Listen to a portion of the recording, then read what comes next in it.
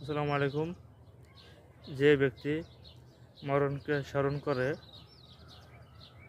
আমি যদি জানি যে আমার কালকে এই, অমুক টাইমে আমার মৃত্যু হবে, সেটা যদি মানুষ জানতো, তবে দুনিয়াতে কোনো খারাপ মানুষ থাকতো না যে আমার অমুক দিন অমুক তারিখে আমার মৃত্যু হবে।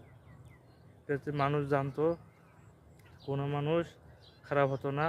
সে শুধু নামাজ পড়তো, মানুষকে ভালোবাসতো, মসজিদে গিয়ে পড়ে থাকতো। সে যদি জানতো যে আমার অমুক তারিখে আমার মৃত্যু, আল্লাহর কাছে ক্ষমা চেত। এখন বলে কি, এটা তো কেউ জানে না যে কার মৃত্যু কখন। তাই আমরা সবসময় তওবা করব, আল্লাহর পথে চলবো, নামাজ পড়বো। কারণ আমার মৃত্যু এই হয়তো আমার আজকে রাত্রে হতে পারে।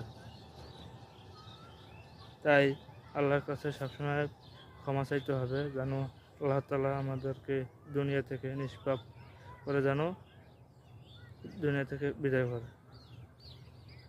তাই আল্লাহ তাআলার নিয়ম মতো চলবো, নামাজ পড়বো, আল্লাহর ইবাদত করব। অবশ্যই আল্লাহ তাআলা আমাদের সবাই গুনাহ মাফ করে দেয়। আমিন। সবাই কথাগুলো মন দিয়ে শুনবেন এবং কথাগুলো চলার এবং বোঝার তৌফিক দান করুন। আমিন।